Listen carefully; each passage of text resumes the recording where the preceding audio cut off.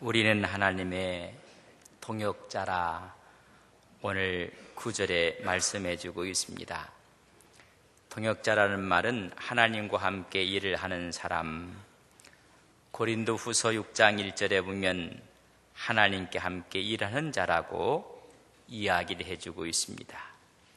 하나님께 함께 일하는 자들은 하나님의 은혜를 헛되이 받지 말라고 말씀을 해주고 있습니다. 로마서 1장 1절에 보면 하나님의 부르심을 받아 복음의 종으로 일하는 자를 동역자라. 골로새서 4장 7절과 9절에 보면 주 안에서 함께 종이 된 자를 말씀해주고 있습니다. 우리는 파트너라는 이야기를 씁니다. 짝이 되어 함께 일하는 상대를 파트너라 이야기를 합니다. 영원히 함께 가야 할 사람, 함께 일을 하며 보조를 맞춰야 될 사람, 이런 사람을 동역자라 이야기를 합니다. 아프리카 속담에 빨리 가려면 혼자 가라, 멀리 가려면 함께 가라, 마지막까지 가려고 하면 함께 가라는 것입니다. 그럼 어떻게 하면 잊지 않고 함께 갈 수가 있을까? 좋은 관계를 맺을 수가 있을까? 사람에게 아첨해 보아라. 그러면 당신을 믿지 않게 될 것이다. 비난해 보아라. 그러면 당신은 좋아하지 않게 될 것이다. 무시해 보아라. 그러면 당신을 용서하지 않게 될 것이다. 함께 갈 수 없는 것입니다. 격려해 보아라. 그러면 당신을 잊지 않게 될 것이다. 마지막까지 함께 갈 수가 있다는 것입니다. 격려하고 지지하고 함께 걸어갈 때 마지막까지 손을 잡고 갈 수 있는 동역자가 파트너가 되는 것입니다. 한국에 있는 외국계 회사에서 일을 하는 유능한 사람이 있었습니다. 그래서 중역의 자리까지 올라가게 되었습니다. 대표이사의 후보에도 올라갔습니다. 그것도 한 번, 두 번, 그 이상 올라갔는데 올라갈 때마다 최고 경선에 올라가지 못하고 누락되고 말았습니다. 그래서 미국에 있는 본사에 항의 서신을 보냈습니다. 나는 똑똑하고 유능하고 손색이 없는데 내가 대표이사가 되지 못하는 이유가 무엇인가를 물었습니다. 본사에서 답변이 왔습니다. 지난 시간에 당신은 실적이 좋아서 지금 이 자리까지 올라오게 되었다. 중역으로서 손색이 없다는 것입니다. 그러나 이 이상의 자리와 관련해 당신에게 필요한 것은 아직 발견하지 못했다. 대표이사가 되는 그 자리를 당신이 갖기에는 아직 그 능력을 발견하지 못했다는 것입니다. 그 지적의 내용이 이렇습니다. 당신은 후배들에게 별로 관심을 보이지 않았고 동료들에게 편안함을 주지 못했다. 더 디테일하게 썼습니다. 당신은 경비 아저씨나 청소 아주머니의 인사를 받아두지 않았으며 먼저 인사하지 않았다. 그리고 유머가 전혀 없었다는 것이 결정적인 이유다. 능력은 많고 또한 실력은 있었지만은 함께 가는 데에 대해서는 대표로서의 자격이 없다는 것입니다. 유대인들은 자녀들에게 이렇게 이야기를 합니다. 똑똑하기보다는 친절하라고 말을 합니다. 우리나라는 똑똑하면 그 나머지 모든 것은 면죄부를 받는 실정입니다. 그러나 똑똑하기에 앞서서 친절하며 함께 가는 법을 배워야 하는 것입니다. 다른 사람과 함께 가는 능력을 키워야 합니다. 사람이 외모가 출중하고 그가 능력이 있어요. 그러나 그가 함께 가지 못하는 독불장군이 되면 오히려 모든 사람을 이끌고 함께 갈 수가 없다는 것입니다. 어피어런스 참으로 중요합니다. 사람의 외모, 그 사람의 능력, 어빌리티. 그러나 더 중요한 것은 그 사람의 애티튜드, 태도입니다. 서로가 격려하고 배려하고 칭찬하는 그 태도가 없으면 마지막까지 함께 갈 수가 없는 것입니다. 그래서 먼저 자신에게는 좀 엄격하되 다른 사람들에게는 관대해야 된다는 것입니다. 이 표현을 자신은 현미경으로 보고 남은 만환경으로 보아야 한다는 것입니다. 그런데 오늘 많은 사람들이 남은 전부 다가 현미경으로 보고 있습니다. 함께 가지를 못하는 것입니다. 멀리 가려면 함께 가야 하는 것입니다. 그런 사람을 동역자라 이야기합니다. 오늘 성서는 우리는 하나님의 동역자라고 말씀해주고 있습니다. 여러분 설레지 않습니까? 함께 걸어가는 하나님의 동역자라고 말씀해주고 있습니다. 그렇다면 누가 하나님의 동역자입니까?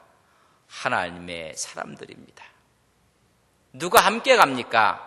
생각이 같고 뜻이 같고 가는 방향이 같아야 하는 것입니다.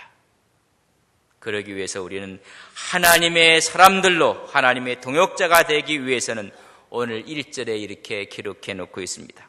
형제들아, 내가 신령한 자들을 대하여 대함과 같이 너희에게 말할 수 없어서 육신에 속한 자 곧 그리스도 안에서 어린아이를 대함과 같이 하노라. 어린아이가 되면 함께 갈 수가 없습니다. 신령한 자가 되라는 것입니다. 영에 속한 자가 되라고 말씀해주고 있습니다.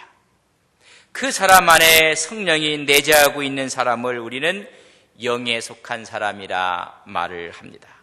갈라디아서 2장 19절과 20절에 보면 그 내용을 쉽게 표현한다면 우리는 세상에 대하여 죽었고 하나님에 대하여서 살았으며 그리스도와 함께 십자가에 못 박혀 구속하신 그리스도 안에 사는 사람을 영에 속한 사람이라고 합니다.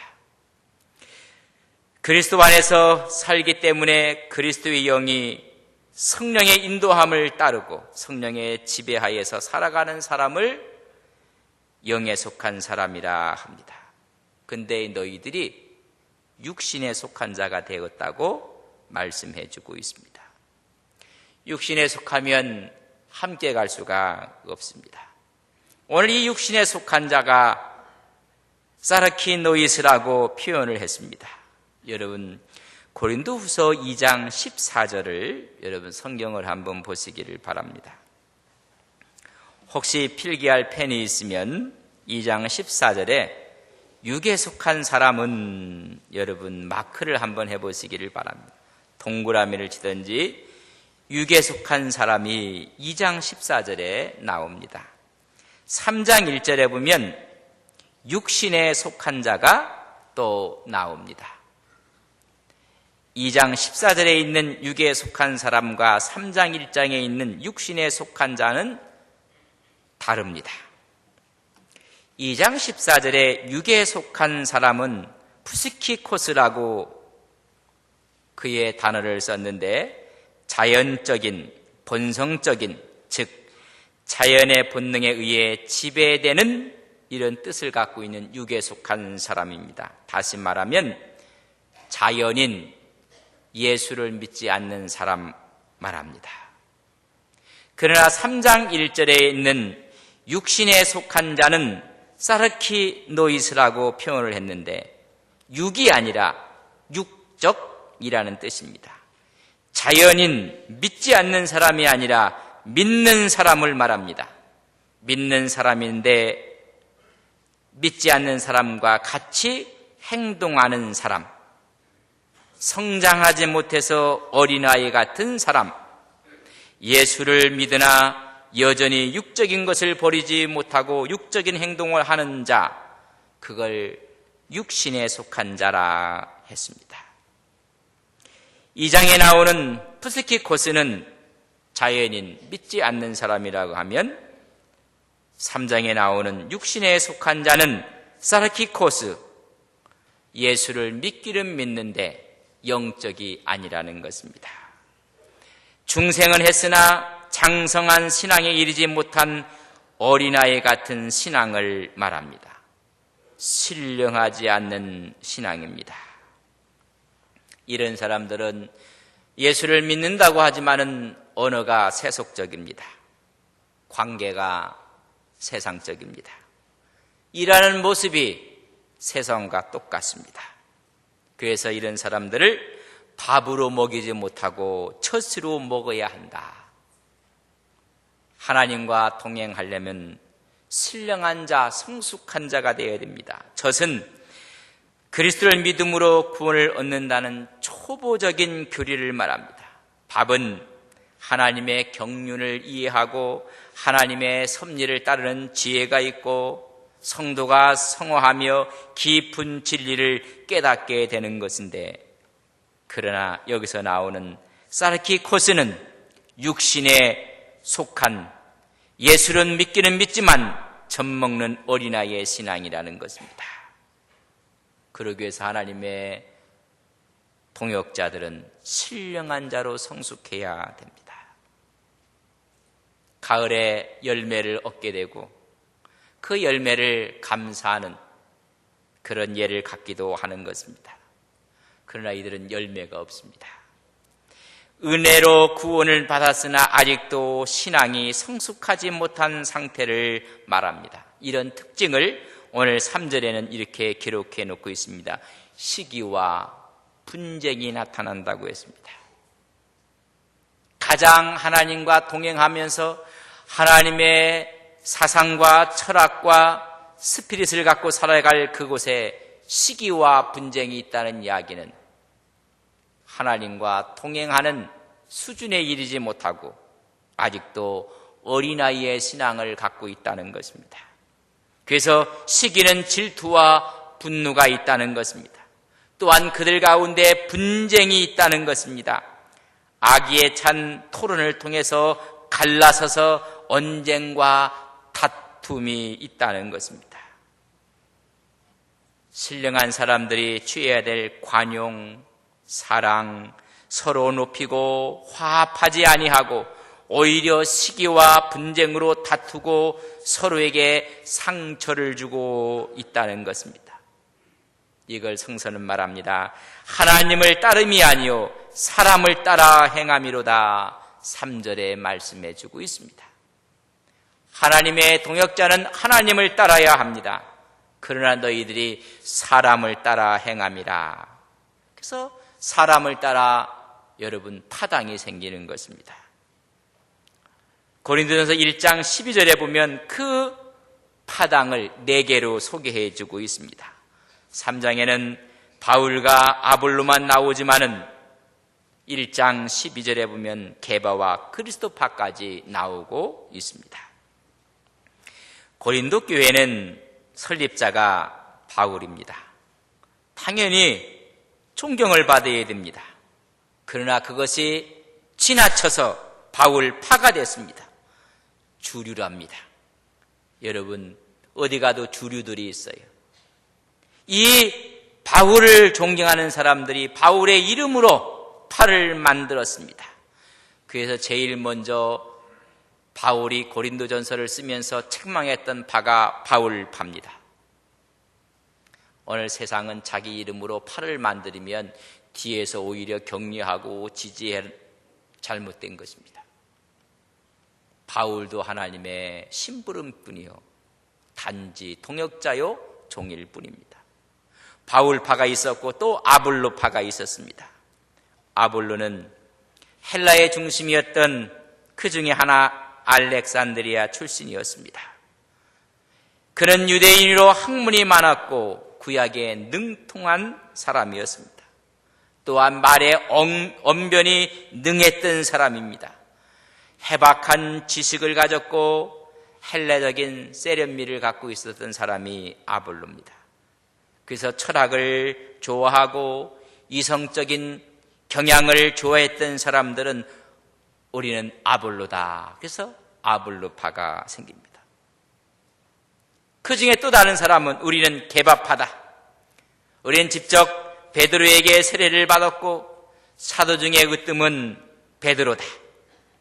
율법적인 형태를 띄었던 유대인들이 우리는 개바파다. 그 중에 또 하나가 바울, 아볼로, 개바 다 싫다. 우리는 그리스도파다. 한국은 예수교와 그리스도교가 서로 대립하고 있습니다. 그래서 우리는 그리스도파라. 그리스도의 이름으로 모여 다른 나인들을 다 배척하고 우리는 그리스도를 따르는 사람, 영적인 교만이로 팔을 만든 또 하나의 집단이 있었습니다. 바울은 말합니다. 그리스도께서 어찌 나뉘었느냐? 아니라는 것입니다. 그래서 5절에 보면 오늘도 바울과 아볼로에게 말하기를 각각 주신 대로 너희를 믿게 한 너희는 사역자들일 뿐이다. 하나님의 동역자요 종이요 그 사역자 밑에 여러분 집사라고 관주를 달아놓고 있습니다. 나는 심었다고 하면 아볼로는 물을 주었느니라. 오직 하나님께서만 자라나게 하셨다는 것입니다. 심는 자와 물 주는 자는 아무것도 아니로되 오직 자라나게 하시는 이는 하나님뿐이시라는 것입니다.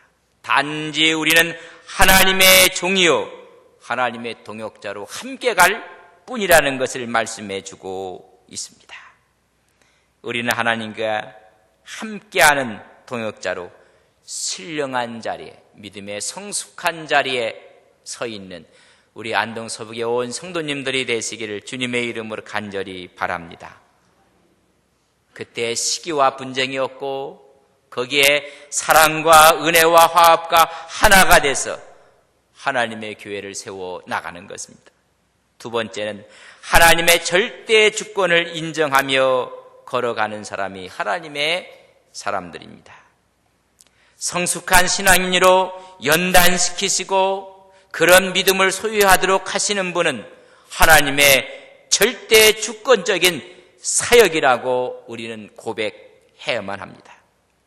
우리의 영적 성장을 주도하시는 분도 하나님이십니다. 단지 사람들은 그 일에 쓰임받는 자에 불과합니다. 오늘 우리 모든 성령님들의 영적인 성장을 이루는 주체자는 하나님이십니다. 단지 저는 여러분을 도울 뿐인 것입니다. 하나님이라는 사실을 아셔야 됩니다. 이 사실을 간과한 채 인간의 힘을 의지하려고 하니 서로가 파당이 생기는 것입니다. 한 사람을 세워놓고 그 뒤에 가서 줄을 서게 되는 것입니다.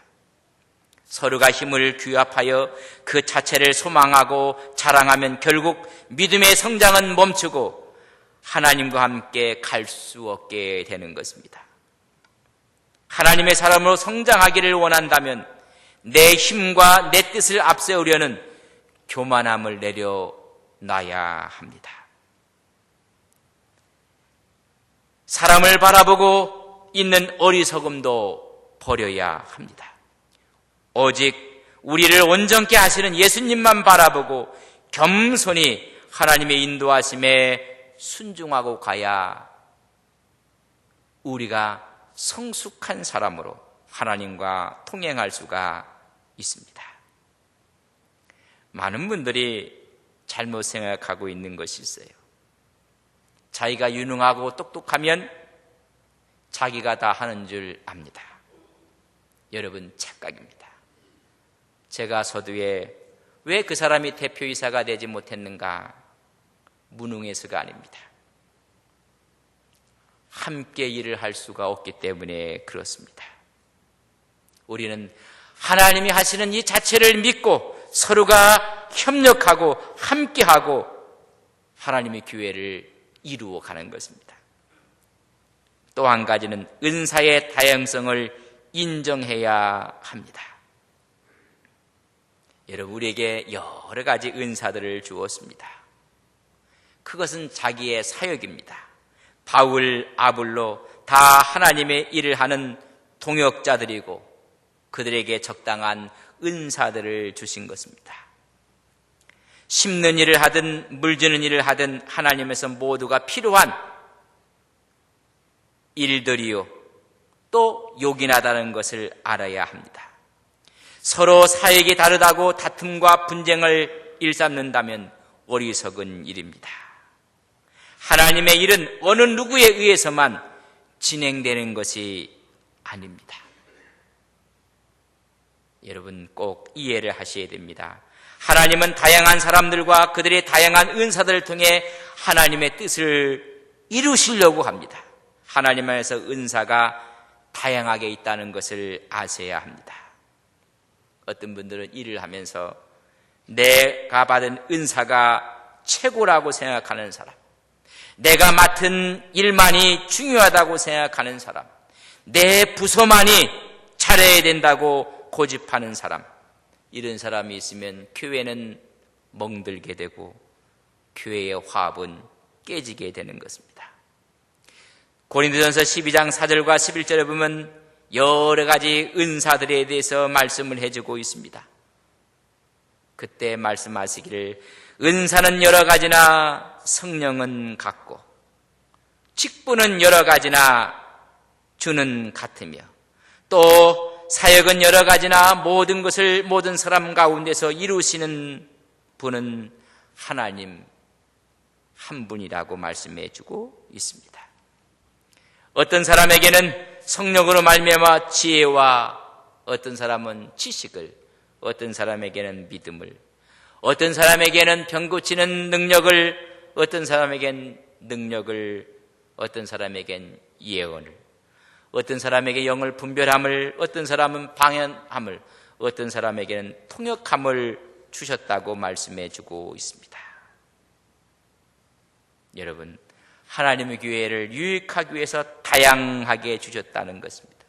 그러나 교회가 은사 때문에 문제가 생긴다면 그것은 성령으로부터 은사가 아닙니다. 사탄의 기술일 수가 있다는 것을 아셔야 됩니다. 다양한 은사는 온전한 일치와 화합과 협력을 위해서 하나님이 허락해 주시는 것입니다. 은사를 받으면 간혹가다 그런 분들이 있어요. 하나님 말씀을 깨닫는 영을 얻었다든지 아니면 자기만이 갖고 있는 하나님의 은사를 주셨다든지 신유의 은사가 있다든지 방언의 은사가 있다든지 여러분 귀한 것들입니다. 현장에 와봤더니 딴 사람들이 그런 것들이 없어요. 그렇다서 자기가 가진 것을 가르치겠다고 덤비는 사람들이 종종 있습니다. 내가 이걸 가르쳐야 되겠고 내가 이걸 새롭게 해야 되겠고 여러분 착각하시는 것입니다. 받은 은사가 있습니까? 그럼 이 은사를 이들도 함께 나누어야 될 텐데 내가 어떻게 섬겨드리게, 내가 이들을 어떻게 섬겨서 그런 은사를 함께 공유할 수가 있을까? 내가 이들에게 도움이 줄 것이 무엇인가? 여러분 접근하는 방법이 틀립니다. 가르치겠다고 덤비면 완장을 타고 덤비는 것입니다. 그러나 섬기는 자세로 내가 이들을 위해서 어떻게 섬길까? 이들에게 어떻게 이런 하나님의 은혜를 함께 나눌 수 있도록 내가 도와줄 수가 없을까? 그러면 그 교회는 하나가 되고 화합이 되고 온전한 교회를 이룹니다. 그러나 가르치겠다고 덤비는 까는 교회에 멍이 드는 것입니다.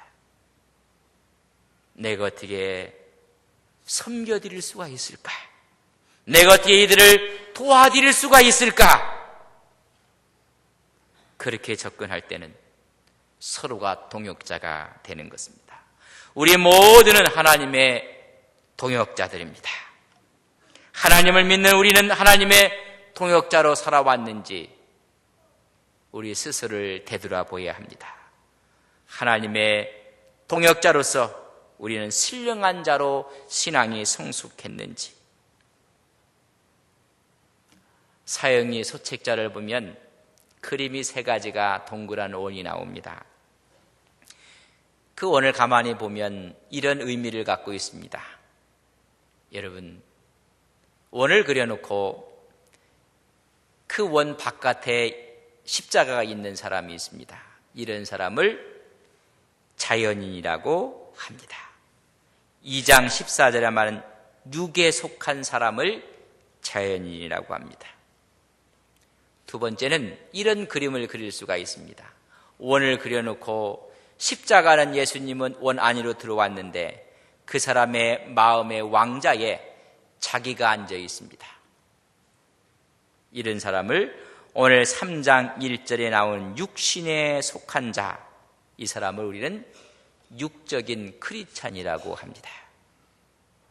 세 번째 그림은 이렇게 그릴 수가 있습니다. 원을 그려놓고 그 원의 중심에 예수님이 있습니다. 자기는 그 의자에서 내려와 있습니다. 주체가, 내 주인이 예수님인 사람을 우리는 신령한 크리스찬이라고 이야기를 합니다. 제가 여러분에게 묻겠습니다. 여러분은 지금 어떤 그림을 여러분의 모습의 신앙인이라고 합니까? 우리는 우리 원 밖에, 내 인생 밖에 예수님이 계시지 않습니다. 예수님은 내 마음속에 들어와 계십니다. 그렇다면 그분이 마음 중심에 계십니까? 아니면 마음 중심에 여러분이 있습니까? 마음 중심에 주님이 계시다면 그걸 신령한 자라고 오늘 말씀했고, 마음 중심에 내가 있고 예수님은 오히려 그 밑에 있으면 그것을 말하면 육신에 속한 자라는 것입니다. 하나님과 동행하기를 원하신다면 우리는 육신에 속한 그리스도인이 아니라 신령한 그리스도인, 예수님을 주인으로 모시고 살아가는 우리 안동서부의 온 성도님들이 되시기를 주님의 이름으로 간절히 바랍니다. 또한 하나님의 절대 주권을 인정하는 것입니다. 우리가 알거니와 하나님을 사랑하는 자, 곧 그 뜻대로 부르심을 입은 자들에게는 모든 것이 합력하여 선을 이루시는 하나님의 절대 주권을 인정하며 나가는 것입니다. 주체는 하나님이십니다. 내 힘으로 하는 것이 아닙니다. 함께 일을 감당할 때 절대 주권을 인정하며 감사하며 갈 때 우리는 하나님과 동행하는 것입니다. 이제는 은사의 다양성을 인정하며 서로 가진 걸 격려하고 돕고, 그러면서 하나님의 뜻을 이루어 나갈 때 우리의 발걸음은 하나님과 동행하는 동역자가 되는 것입니다. 이 일을 위해서 여기에 예배드려 오셨다면 우리는 이미 하나님의 동역자들입니다. 하나님의 동역자로 오늘 주와 함께 동행하며 살아가는 아름다운 인생 여정이 되시기를 주님의 이름으로 간절히 바랍니다. 하나님, 우리를 하나님의 동역자라고 말씀해주고 있습니다. 그러나 아직 우리는 어린아이처럼 젖을 먹는, 함께하지 못하는 육적인 크리스찬은 아닙니까? 이 시간 나의 마음의 왕자에 예수님을 모십니다. 신령한 믿음의 종이 되게 하옵소서. 인생 여정 가운데 하나님의 절대 주권을 인정하며 은사의 다양성을 인정하여 서로 격려하고 서로 돕고 서로 나누는 하나님의 뜻을 이루는 믿음의 종들이 되게 하옵소서. 하나님의 동역자로 풍성한 열매들을 하나님께 드리는 믿음의 종들이 되게 하옵소서. 하나님, 우리 속에 역사하신 주님을 바라보며 주의 손을 붙잡고 동행하는 우리의 믿음의 여정 위에 성령의 기름 부음이 있게 해주시고 성령의 능력으로 함께 해주셔서 영원한 생명이 다할 때까지 주와 함께 걸어가는 믿음의 통역자들이 되게 하옵소서. 예수님의 이름으로 기도 올리옵나이다.